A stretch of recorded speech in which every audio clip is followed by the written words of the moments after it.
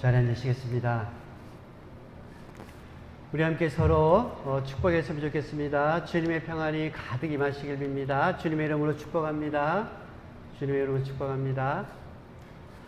또 방학을 맞아 한국에 나가 계신 우리 모든 성도님들도 이 시간 또 어느 교회에 계시든지 또 하나님께서 축복하시고 또 은혜 주시길 바라고, 또 여러 가지 상황으로 함께 참석하지 못했지만 또 어느 곳에 있든지 또 하나님께서 함께 하실 줄 믿습니다. 또 예배에 참석하신 우리 모든 성도님들께서도 이번 한 주간 하나님이 주시는 평안이 가득하시길 소망합니다. 오늘은 고린도후서 7장 9절에서 11절 말씀을 통해서 전심의 세 가지의 옷, 우리가 전심으로 행할 세 가지의 모습이란 제목으로 말씀을 함께 나누고자 합니다. 고린도후서 7장 2장 7절 8절 말씀인데요. 잘못되었군요. 우리 두 절 말씀 우리 화면에 보셔도 되고 또 성경을 보셔도 되겠습니다. 제가 가진 성경으로는 신약 성경 288쪽입니다. 고린도후서 2장 7절과 8절 말씀입니다. 함께 봉독합니다. 그런즉 너희는 차라리 그를 용서하고 위로할 것이니 그가 너무 많은 근심에 잠길까 두려워하노라. 그러므로 너희를 권하노니 사랑을 그들에게 나타내라. 아멘. 오늘도 이렇게 서로 눈을 마주치면서 또 따뜻한 온기를 나눌 수 있어서 감사합니다.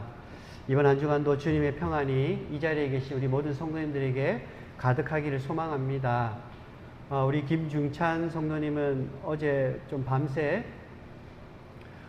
좀 심장에 좀 위험한 일이 있었는데요. 다시 회복이 되고 또 의사 선생님은 또 심장이 좀 약해지고 있답니다. 뛰는 게.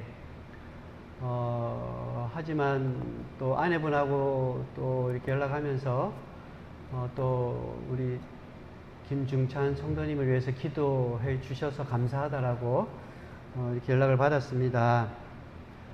우리가 죽고 사는 건 하나님께 달렸습니다. 하나님께서 우리 김중찬 성도님 일으키셔서 하나님께서 하실 일이 계시다면 또 귀하게 쓰시는 그러한 인생이 되기를 소망합니다. 계속 기도해 주시면 감사하겠습니다. 우리는 지난 시간 우리 하나님 뜻대로 하는 근심에 대해서 말씀을 나눴습니다. 기억나시겠죠?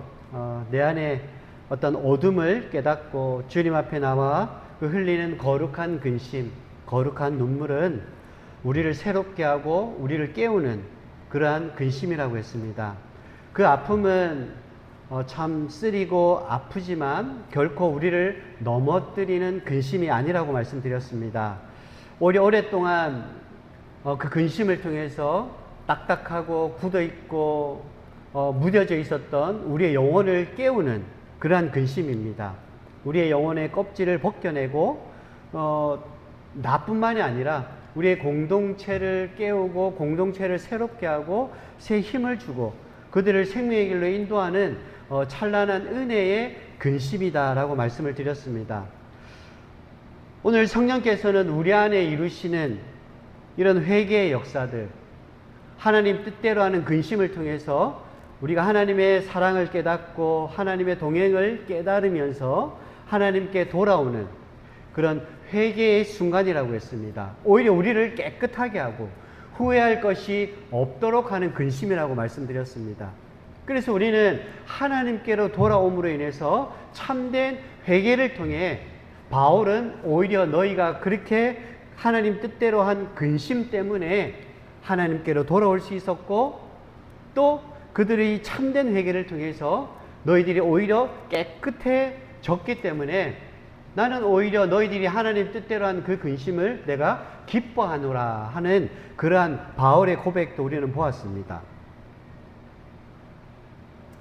참 감사하게도 바울의 편지와 권면을 통해서 고린도 교회 성도들은 공동체를 아프게 하고 공동체를 분열시키고 또 바울을 분열시켰던 그 모든 죄를 그들이 깨닫고 회개했습니다. 그들은 주님께 돌아와서 우리가 그들을 아프게 하고 힘들게 했다라는 것을 회개하면서 눈물을 흘렸던 또 그들의 모습 또한 우리는 보았습니다. 교회에서 그렇게 죄를 지었던 그러한 비방자들, 또 분열을 시키고 힘들게 했던 그들을 교회에서 공의롭게 또 징계했습니다. 뭐 죄를 못 본 척하지는 않았습니다. 필요한 것이죠. 범죄자를 향해서 공의로운 징계를 내리고 바로잡는 그러한 거룩한 용기를 이 고린도 교회 안에서도 보여주었습니다.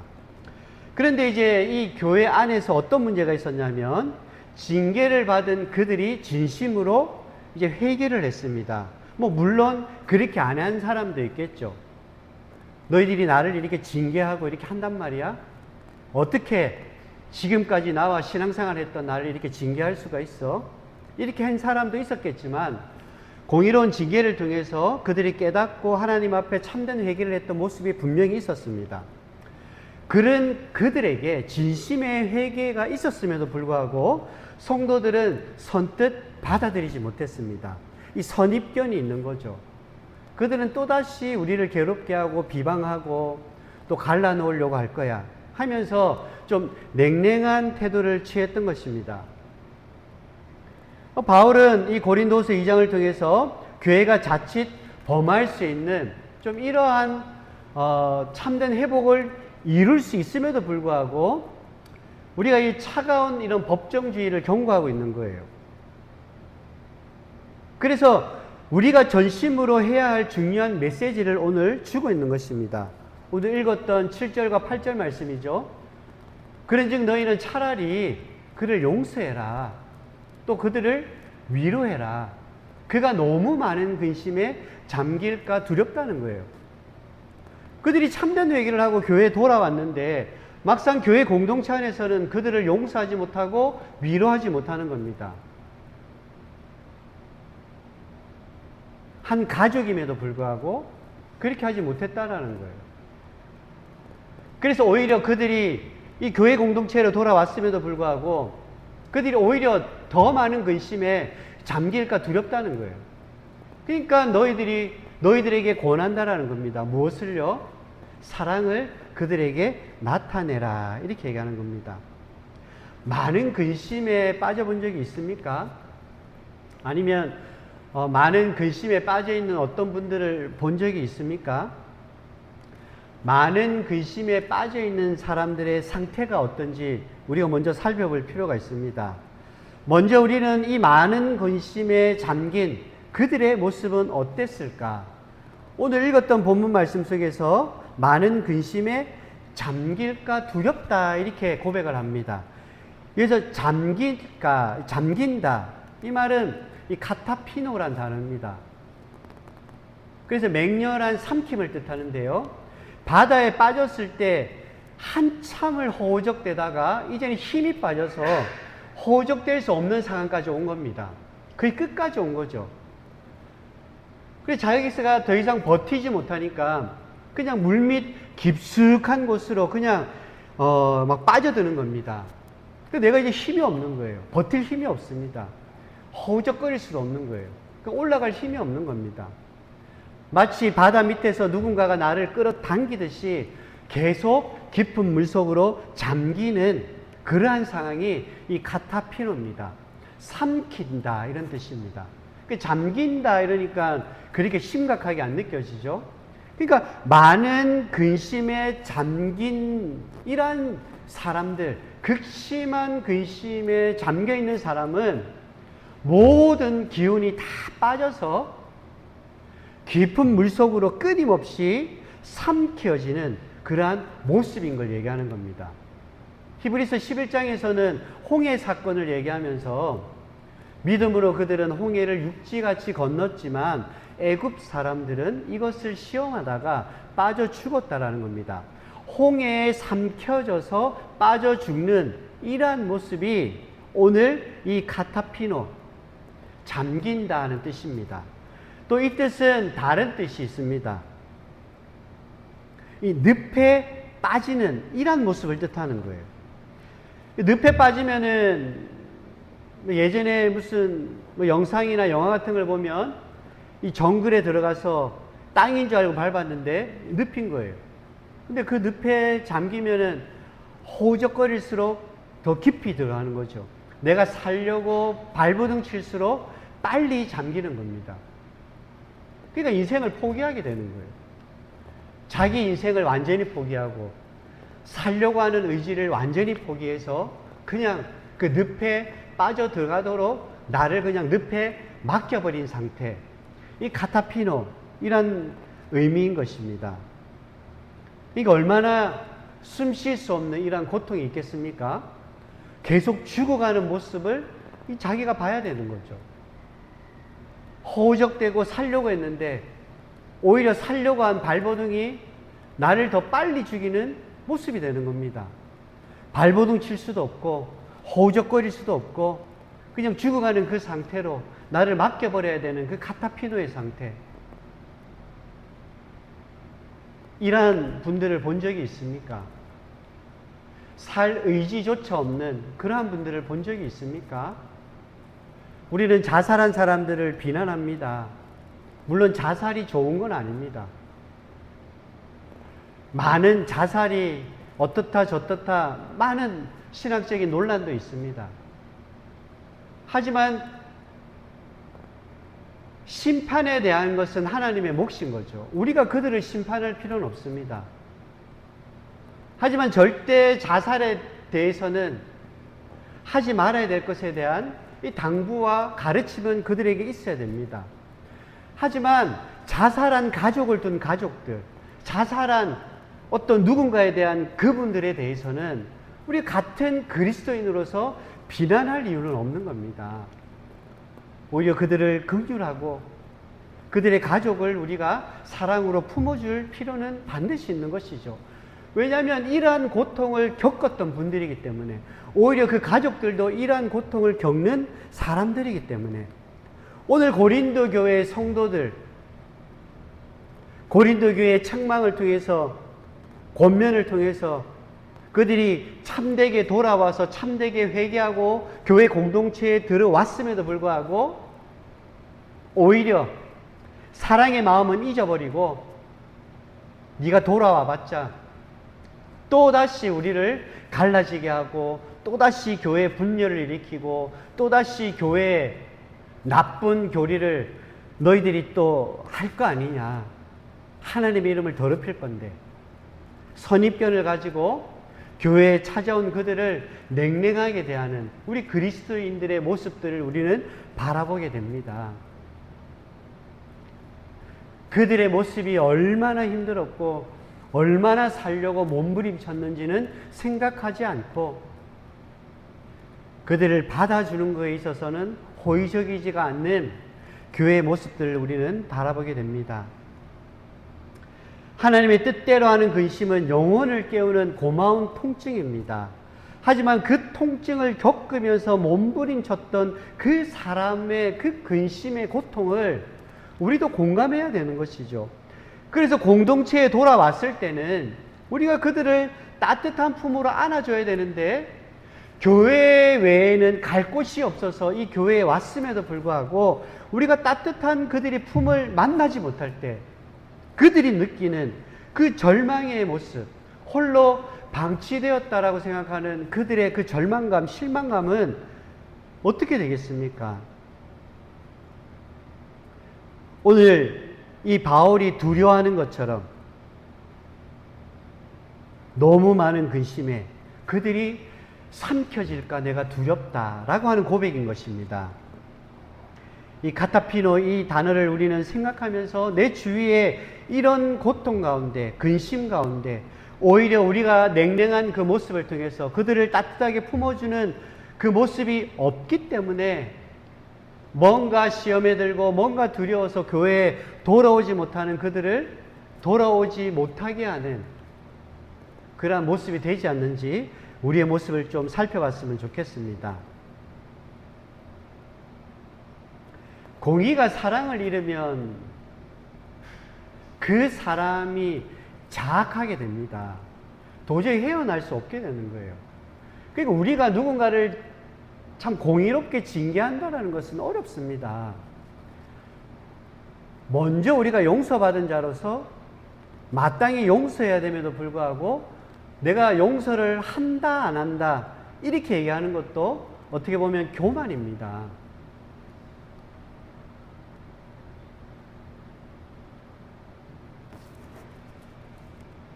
우리의 삶에 참 누군가를 용서해야 될 일이 있다면 용서하고 안 하고가 아니라 나를 용서해 주신 그 주님의 은혜를 안다면 당연히 우리는 그분을 먼저 용서해야 될 줄 믿습니다. 징계의 참된 목적은 누군가를 살리는 겁니다. 넘어뜨리려고 하는 게 아니죠. 하나님께서 우리를 징계하시고 회초리를 드실 때는 한 가지 이유죠. 그를 넘어뜨려서 구원받지 못하는 성도를 만들려고 하는 게 아니라 우리를 구원하시기 위해 깨닫게 하시기 위함인 것이죠. 하나님께로 돌아오게 하기 위한 징계의 방법들입니다. 성경의 역사를 봐도 많은 이스라엘 백성들을 징계하실 때도 그들에게 선지자를 보내서 꼭 했던 말씀들이 있습니다. 여호와께로 돌아오라는 겁니다. 여호와께로 돌아가라는 것입니다. 하나님의 뜻은 너희들이 생각하는 것과 다르다는 것입니다. 하지만 우리는 누군가를 징계할 때는 그들을 내 밑에 두거나 내가 맞고 너는 틀렸다라는 것을 증명하기 위한 징계가 많습니다. 그러니까 우리는 어떠한 것을 징계할 때는 공의가 사랑에 빠지면 그 사람을 넘어뜨린 일이 되는데 하나님은 사랑이시기 때문에 하나님의 공의는 진정한 사랑 안에서 이루어지는 징계가 될 수 있죠. 근데 우리는 그렇지 못합니다. 그러한 상황도 있겠지만 대부분의 징계는 오히려 그 사람을 넘어지게 하고 실망되게 하고 힘들게 하고 오히려 더 깊은 근심으로 빠지게 하는 징계가 될 수 있다는 사실을 잊지 말아야 되는 겁니다. 이걸 우리는 사탄의 무기로 쓰는 거죠. 사탄들이 이렇게 잘못하고 있는데 이 교회가 공의로워야지, 심판해야지, 맞다 틀리다 징계하고 내치는 거죠. 그들이 회개하고 돌아왔을 때도 우리 당회에서 우리가 회의에서 오지 말라고 했는데 딴 교회 가. 결국 그들이 어디를 가겠습니까? 교회 공동체로 왔지만 내가 어느 교회에 가서 그 교회 간들 그들도 저들과 같이 하지 않을까? 이 교회를 신뢰하게 하지 않는 겁니다. 교회를 신뢰하지 않는 건 우리 스스로가 교회고 성령이 우리 안에 살아계신데 성령을 부인하고 주님의 사랑을 다 부인하게 되는 겁니다. 그렇게 만드는 게 사랑에 빠진 징계를 할 때 그렇다는 것입니다. 그래서 바울은 이렇게 해서는 안 되겠다라는 겁니다. 안타까운 심정을 가지고 이 고린도 교회 성도들에게 손을 내밀면서 이렇게 외치는 겁니다. 성도 여러분, 이제 그가 통회하고 참회하고 회개하며 돌아왔지 않습니까? 그는 그 거친 근심의 늪에 삼켜져 있었지만 그래도 우리는 희망을 가지고 그들을 위해서 기도했고 주님이 그를 건져내어서 이 교회 공동체로 돌아오게 했지 않습니까? 그들을 무너지게 해서는 안 됩니다. 이제는 여러분이 그분의 따뜻한 울타리가 되어 주십시오. 그러면서 이 세 가지의 선물을 주셨는데 이 세 가지의 선물은 하나님께서 우리들에게 보이셨던 것이고 우리에게 이미 먼저 주셨던 것이고 우리는 이미 알고 있는 것입니다. 그래서 우리가 이렇게 해야 되는 게 맞지 않습니까? 라고 하면서 오늘 이 7절과 8절 말씀을 주셨다라는 것입니다. 먼저 우리 손에 쥐어준 것은 이 용서라는 옷입니다. 용서는 상대가 지은 잘못을 뭐 아무 일도 없었던 것처럼 그냥 치부해버리는 이 좀 맹목적인 뭐 이런 것이 아닙니다. 이 잘못을 깨닫는 것은 거룩하고 좋은 일인 것이죠. 하나님께서 성령께서 인도하셔야 할 수 있는 일입니다. 하지만 그 고통이 지나쳐서 자기 존재 전체를 부정하게 된다면 그 영혼은 아주 무서운 어둠으로 빠져들게 될 것입니다. 그래도 상대가 자신의 죄를 깨닫고 아파하며 돌아왔을 때 이제 그 무거운 짐을 내려놓도록 교회 공동체가 도와야 하는 것입니다. 그의 발목을 묶고 있었던 이 차가운 사슬을 완전히 끊어버려야 되는 것이죠.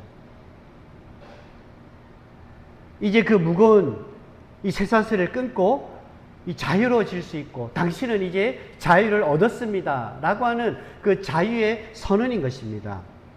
당신의 과거가 더 이상 당신을 어떻게 하지 못합니다. 당신의 과거는 이제 주님께서 용서하셨으니 당신의 과거는 이제 끝이 되었습니다.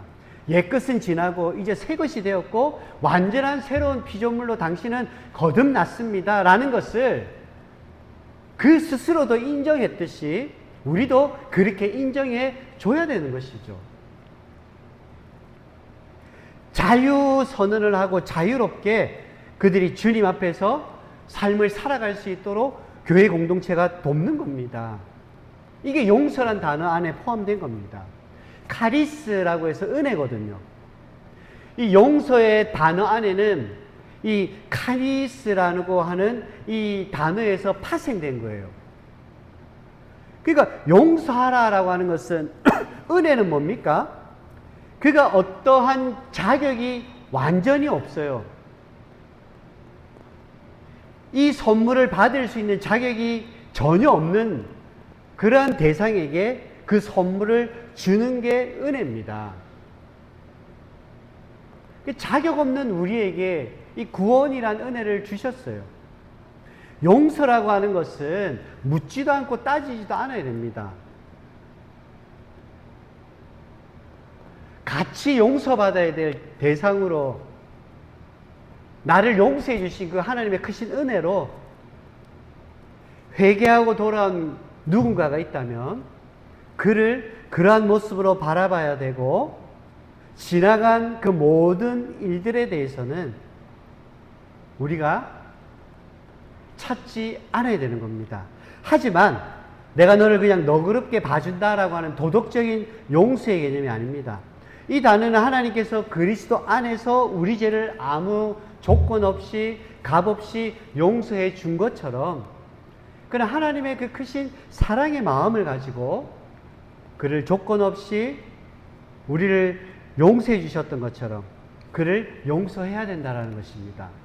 에베소서 4장 32절에 서로 친절하게 하며 불쌍히 여기며 서로 용서하기를 하나님이 그리스도 안에서 너희를 용서하심같이 하라 라고 하는 이 단어가 오늘 우리가 바울이 얘기하는 이 용서하고 란 단어와 똑같은 단어로 되어 있습니다.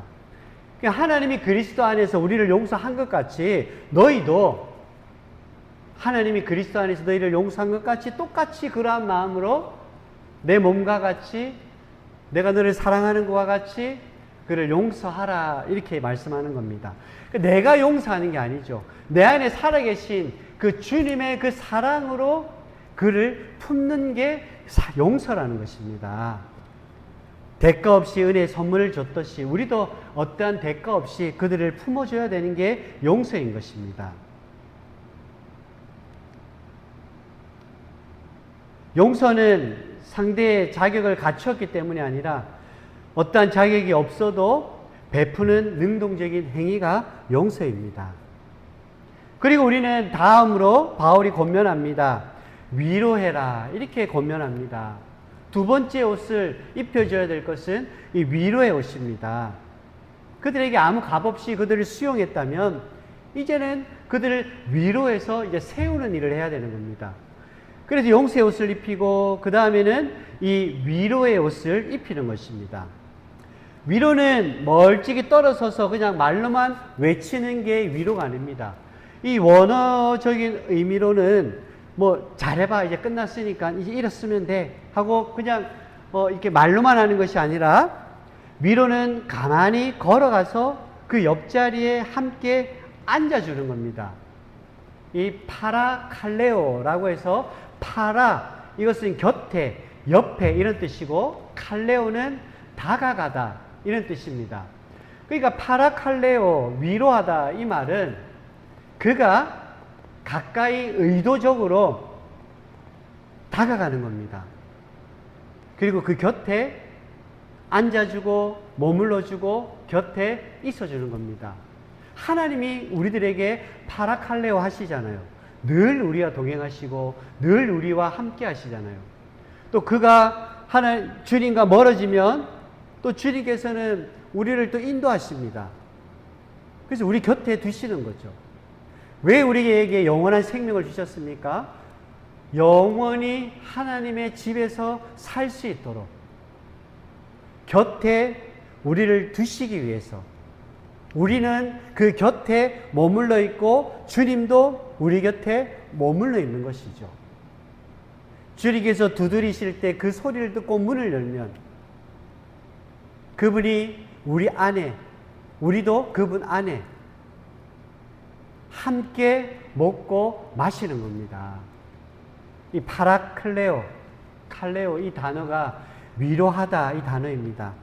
그러니까 우리가 누군가를 위로한다 이럴 때는 뭐 어떻게 하라는 겁니까? 뭐 전화 한 통하고 내가 곁에 있어. 뭐 사정이 안 될 때는 어쩔 수 없겠죠. 하지만 최대한 내가 그를 위로해 주고 싶다면, 내가 그를 위로했다라고 한다면 전화를 끊고 내가 좀 귀찮기도 하고 번거롭기도 하지만 옷을 입고 일어나는 거죠. 내가 먼저 의도적으로 의지적으로 그 곁에 가려고 노력하는 겁니다. 하나님께서는 그 모습을 기뻐하시겠죠. 네가 그 한 영혼을 위해서 이렇게까지 노력하는구나. 어떤 사정이 생겨서 못 갈 수도 있습니다. 하지만 우리가 위로한다고 하는 것은 끊임없이 그렇게 노력하는 겁니다. 비싼 비행기를 끊고 비싼 어떤 교통편을 끊어서 피곤하지만 그 먼 거리까지 가는 겁니다. 이게 파라란 뜻이에요. 그 곁에 갔으면 그냥 훌쩍 말 한마디 던지고 나오는 게 아니라 머물러 있는 겁니다. 이 칼레오. 뭐 어떤 위로의 말을 하든 위로의 말을 하지 않든 그냥 그 곁에 있는 거죠. 힘들어하는 그 시간 내가 있는 겁니다. 우리 보라카이 교회 성도님들도 팬데믹 때문에 많은 분들이 떠나가기도 하고 지금도 여러 가지 사업이 어려운 상황에 있지만 이제 모든 것을 정리하고 떠나는 분들이 대부분의 분들이 하시는 그 말 속에 꼭 이 말이 안 빠졌던 것 같아요. 내가 힘들고 내가 슬프고 내가 어렵고 기쁠 때 늘 함께 해줬던 그 모든 모습들이 참 생각나고 그것 때문에 내가 참 위로가 됩니다. 이렇게 합니다.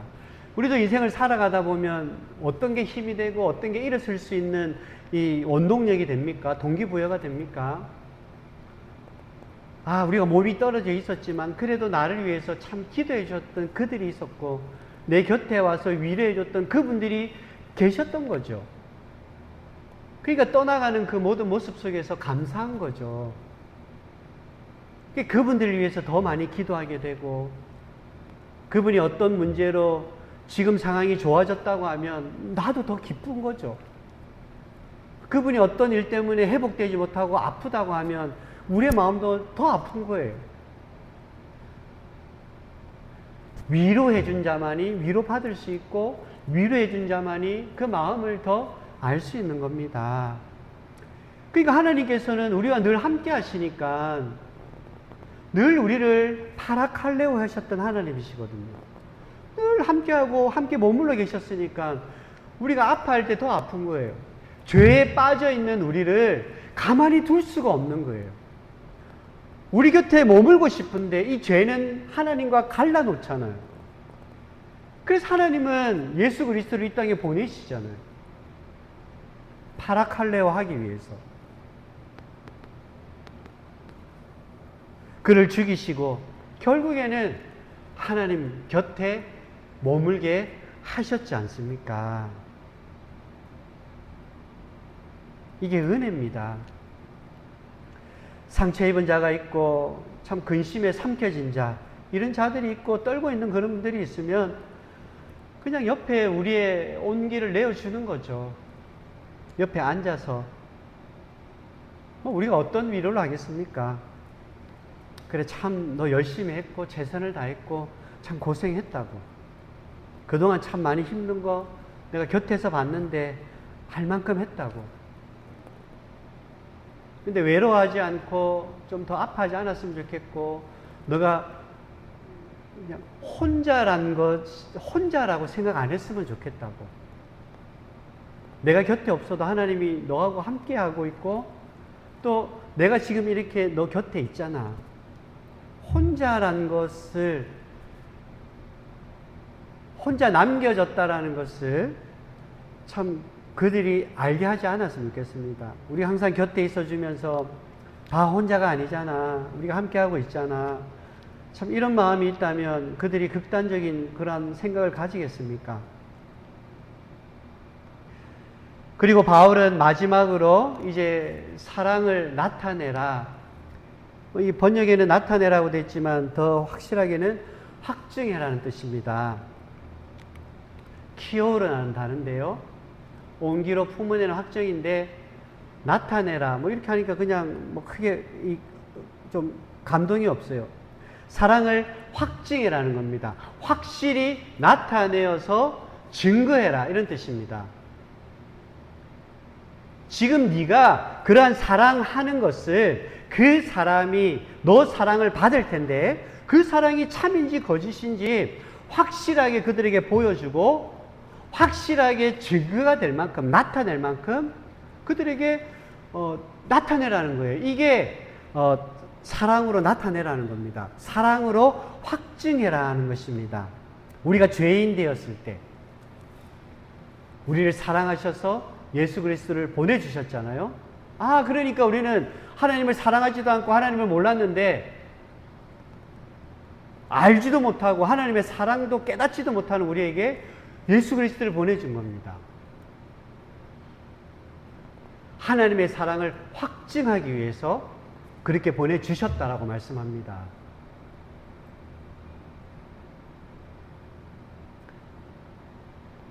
나는 여전히 당신의 식구입니다. 주님은 당신을 버리지 않았습니다. 우리도 당신을 버리지 않으셨습니다. 하나님이 당신의 손을 결코 놓지 않듯이 우리도 당신의 손을 결코 놓지 않겠습니다. 우리 교회 공동체도 당신을 포기하지 않고 끝까지 당신의 손을 놓지 않겠습니다. 언제까지요? 끝까지. 그분이 내 사랑을 확증할 때까지. 그러니까 하나님도 끝까지 견디시고 끝까지 참으시잖아요.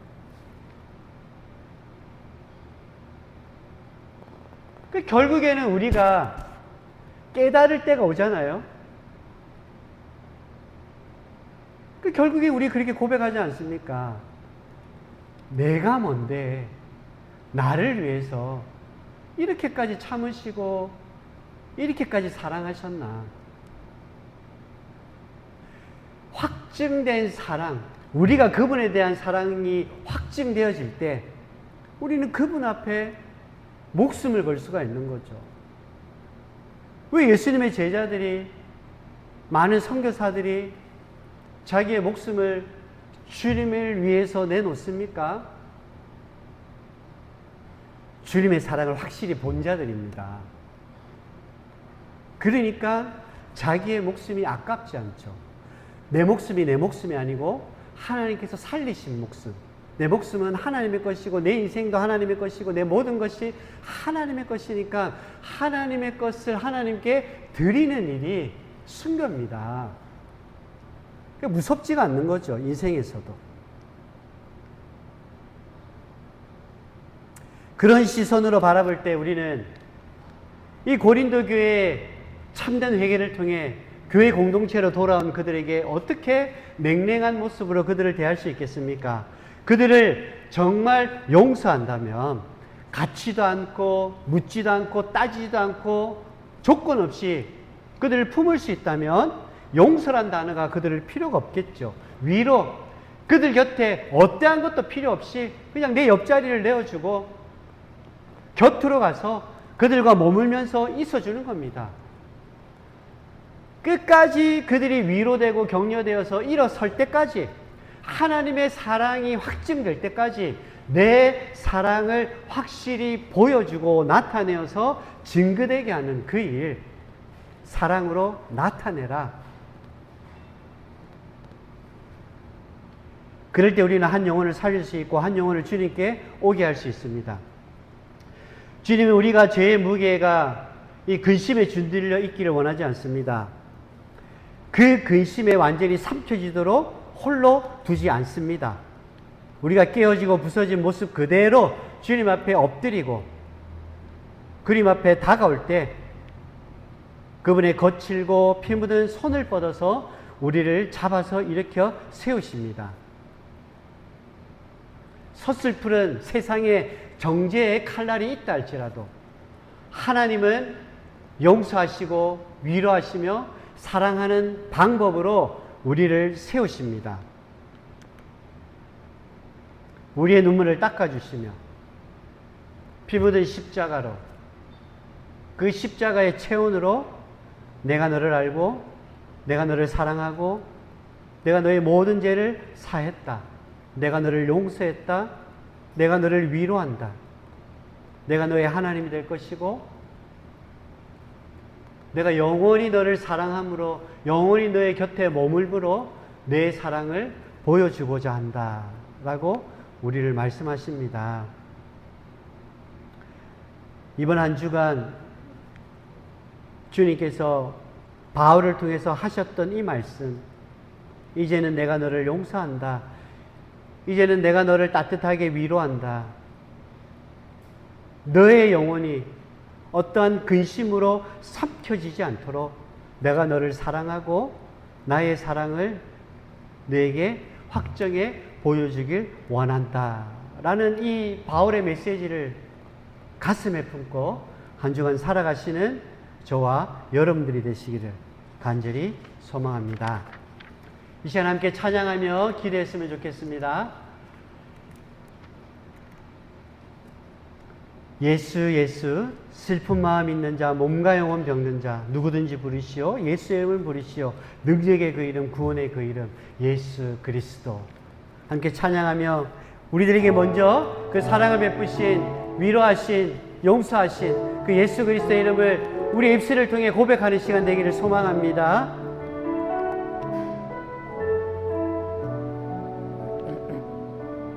슬픈 마음 있는 자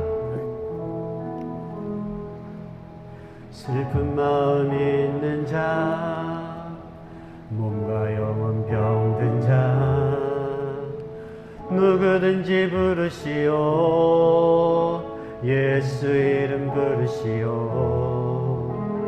그 이름을 믿는 자 그 이름을 부르는 자 그가 어떤 사람이든 그는 구원 얻으리. 예수 예수 예수 예수 능력의 그 이름 예수 나 외쳐 부르리. 구원의 그 이름 예수 예수 구원의 그 이름 예수 나 외쳐 부르네. 예수 그리스도. 우리 시간 함께 기도합시다. 능히의 그 이름 구원의 그 이름 이 시간 그 이름은 예수 그리스도 그 한 분밖에 없음을 우리의 입술을 통해 고백하며 기도하며 나가도록 하겠습니다. 함께 기도하겠습니다. 주님 능력의 그 이름 구원의 그 이름 은과 금 내게 없지만 오직 우리에게 예수 그 이름이 있습니다. 우리가 근심에 빠지지 않고 삼키지 않도록 우리 곁에 용서하시며 위로하시며 사랑으로 확증하시는 그 예수 그리스도. 이제 우리가 우리 교회 공동체 안에 위로하고 용서해야 될 자가 있다면 우리가 그 영혼들을 위해서 먼저 용서하고 먼저 위로하며 먼저 사랑을 확정하며 보여주며 나타내는 우리의 인생이 되게 하여 주시옵소서. 우리가 그 예수 그리스도의 그 이름을 그 영혼들을 위해서 부르짖을 때에 그 영혼이 사망에서 생명으로 이어질 줄 믿습니다. 옮겨질 줄 믿습니다. 우리의 삶을 통해 예수 그리스도 능력의 그 이름을 외쳐 부르게 하시고 구원의 그 이름 예수 그리스도를 외쳐 부르는 삶이 될 수 있도록 주님 도와 주옵소서.